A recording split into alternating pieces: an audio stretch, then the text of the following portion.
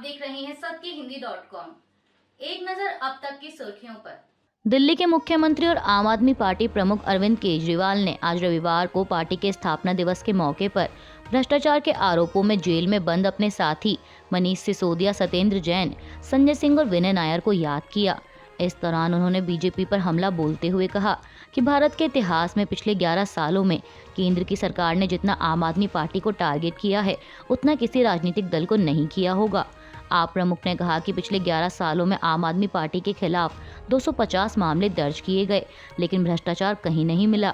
इन्होंने देश की सभी एजेंसियां, ईडी, सीबीआई, आईटी और दिल्ली पुलिस समेत सभी को पीछे छोड़ दिया, लेकिन आज तक इन्हें एक भी सबूत, एक भी पैसे की हेराफेरी नहीं मिली है, एक पैसे की रिकवरी नहीं हुई है। उन्होंने कहा कि हमारे चारों नेताओं को झूठे मामलों में जेल में बंद किया गया है, क्योंकि ऐसा करके बीजेपी हमें तोड़ना चाहती है। लेकिन यह हम सबके लिए बहुत गर्व की बात है कि आज हमारा एक विधायक ना बिका ना टूटा और उनके परिवार वाले भी मजबूती से खड़े रहे हैं। अरविंद केजरीवाल ने कहा कि आम आदमी पार्टी सबसे तेजी से बढ़ने वाली पार्टी रही है, लेकिन उसे उतनी ही तेजी से टारगेट भी किया गया है। आज रविवार को जेडीयू ने भवन निर्माण मंत्री अशोक चौधरी के नेतृत्व में पटना के वेटनरी कॉलेज ग्राउंड में भीम संसद का आयोजन किया। इस आयोजन को जेडीयू के लिए कई मायनों में महत्वपूर्ण माना जा रहा था। ऐसे में अशोक चौधरी और पूरी पार्टी ने इसे सफल बनाने में अपनी पूरी ताकत झोंक दी। वहीं कार्यक्रम के दौरान उमड़ी भीड़ ने भी जेडीयू का उत्साह दोगुना कर दिया। भीड़ को देखकर मुख्यमंत्री नीतीश कुमार ने कहा कि ऐसी भीड़ की उम्मीद नहीं थी। आज मैदान छोटा पड़ गया, आगे ऐसी रैली गांधी मैदान में होनी चाहिए। लेकिन कोई बात नहीं, इस भीड़ को जरा केंद्र सरकार को भी देख लेना चाहिए ताकि वो समझ सके कि सिर्फ प्रचार करने से कुछ नहीं होता है। नीतीश कुमार ने कहा कि उन्होंने समाज के हर तबके के लिए काम किया है। दलित समाज के लिए उन्होंने वो सारे काम किए जिससे समाज के लोग धीरे धीरे आगे बढ़ रहे हैं। उन्होंने कहा कि वह आगे भी कई काम करेंगे जिससे यह समाज मुख्य धारा में शामिल होकर और आगे बढ़ेगा। मुख्यमंत्री ने कहा कि उन्होंने आरक्षण का दायरा इसीलिए बढ़ाया कि इसका फायदा समाज के उन लोगों को मिल सके जो विकास से वंचित रह गए। उन्होंने कहा कि जो भी गरीब हैं उन्हें विकास के लिए 2 लाख रुपए भी देंगे। अगर केंद्र सरकार मदद करती है तो 2 साल में दे देंगे, नहीं तो 5 साल में हम अपनी तरफ से ही मदद करेंगे। सीएम नीतीश ने कहा कि इसीलिए तो विशेष राज्य के दर्जे की मांग कर रहे हैं।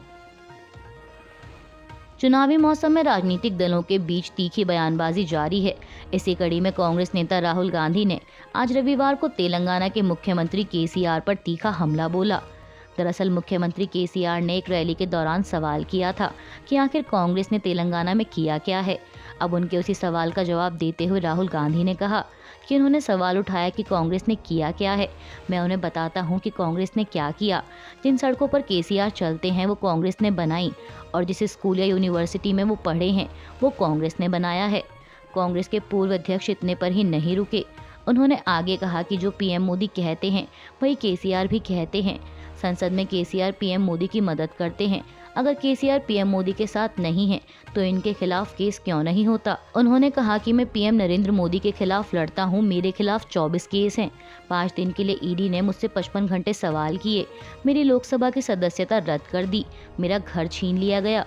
मैंने उनसे कहा मेरा घर ले जाओ, मुझे नहीं चाहिए। मेरा घर हिंदुस्तान के करोड़ों गरीबों के दिल में है।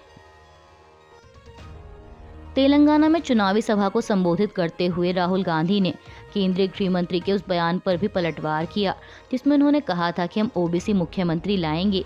इस पर कांग्रेस नेता ने कहा कि पहले 2% वोट तो ले आओ। उन्होंने कहा कि कांग्रेस ने बीजेपी की हवा निकाल दी है। बीजेपी पीछे से केसीआर की मदद कर रही है और इस खेल में एआईएमआईएम भी है। जहां भी कांग्रेस बीजेपी के खिलाफ लड़ती है वहां एआईएमआईएम के उम्मीदवारों को टिकट मिल जाता है। प्रधानमंत्री मोदी के लड़ाकू विमान तेजस में उड़ान भरने वाली पोस्ट पर एआईएमआईएम प्रमुख असदुद्दीन ओवैसी ने निशाना साधा है।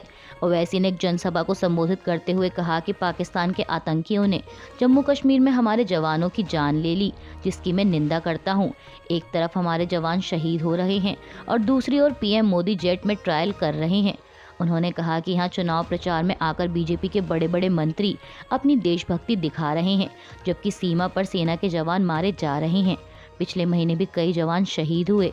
इस दौरान एआईएमआईएम प्रमुख ने कैप्टन शुभमन गुप्ता की मां के एक वीडियो का भी जिक्र किया जो इस समय वायरल हो रहा है।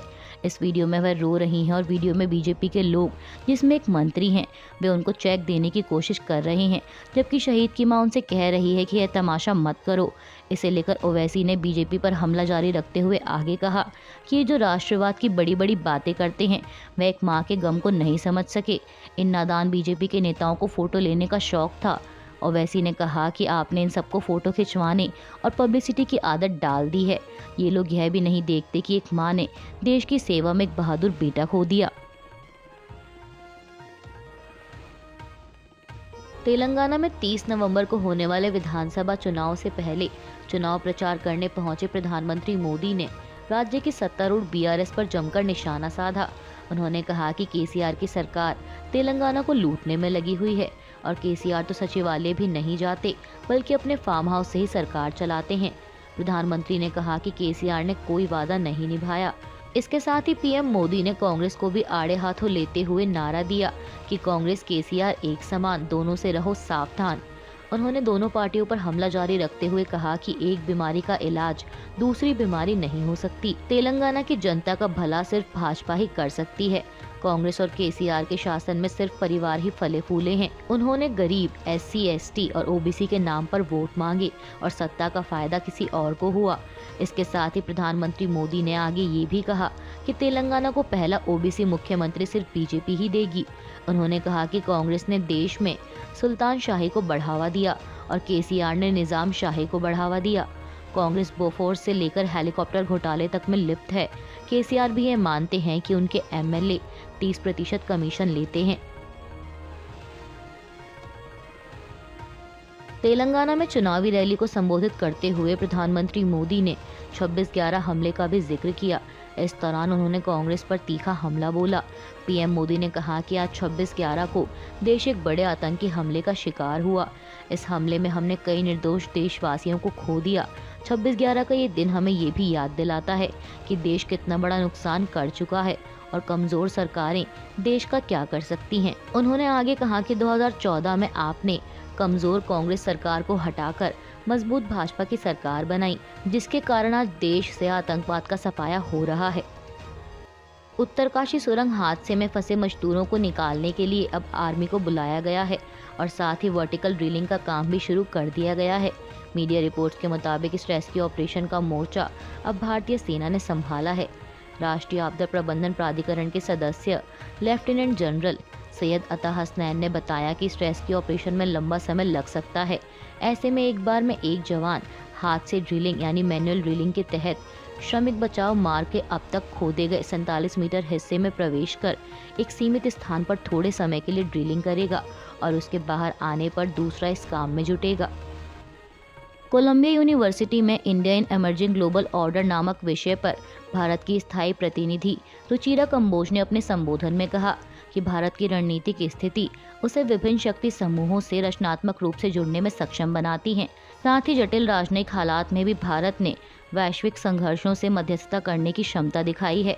कंबोज ने कहा कि आज तेजी से बदलते युग में जब कई जटिल चुनौतियां हैं, ऐसे वक्त में भारत न सिर्फ अपनी विविधता और सांस्कृतिक समृद्धि वाला देश है, बल्कि शांति, एक दूसरे के प्रति सम्मान को मूर्त रूप देते हुए अंतर्राष्ट्रीय मंच पर एक अहम खिलाड़ी भी है। उन्होंने कहा कि भारत का प्राचीन दर्शन वसुधैव कुटुंबकम, दुनिया एक परिवार है, भारत को वैश्विक मामलों में मध्यस्थ के तौर पर स्थापित करता है और भारत की रणनीतिक स्थिति और देश का गुटनिरपेक्ष इतिहास इसे विभिन्न समूहों के साथ रचनात्मक रूप से जोड़ने में सक्षम बनाता है। चीन में बढ़ते निमोनिया के मामलों ने विश्व स्वास्थ्य संगठन की चिंता बढ़ा दी है। ऐसे में WHO ने चीन से इस निमोनिया से संबंधित अधिक जानकारी मांगी है। वहीं इन बढ़ते मामलों को देखते हुए भारत सरकार भी अलर्ट मोड में आ गई है।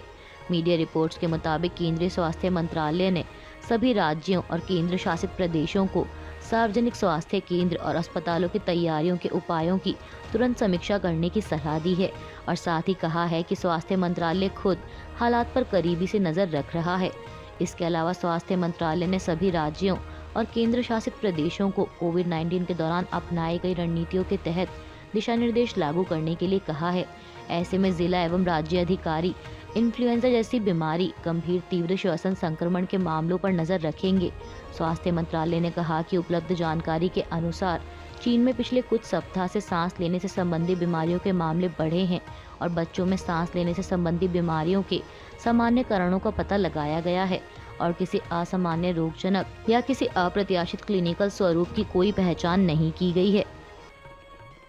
26/11 हमले को याद करते हुए कांग्रेस सांसद मनीष तिवारी ने समाचार एजेंसी ANI से बात करते हुए कहा कि 26/11 भारत पर हुआ सबसे भयानक आतंकी हमला है। इसने राष्ट्र की चेतना और आत्मा को झकझोर कर रख दिया था। विडंबना ये है कि इस घटना के 15 साल बाद भी हमले के मास्टरमाइंड और प्रमुख अपराधी को अभी तक न्याय के कटघरे में नहीं लाया जा सका। कांग्रेस सांसद ने आगे इसका कारण भी बताया। उन्होंने कहा कि यह बात बिल्कुल स्पष्ट है कि हमले के मास्टरमाइंड को पाकिस्तान बचा रहा है।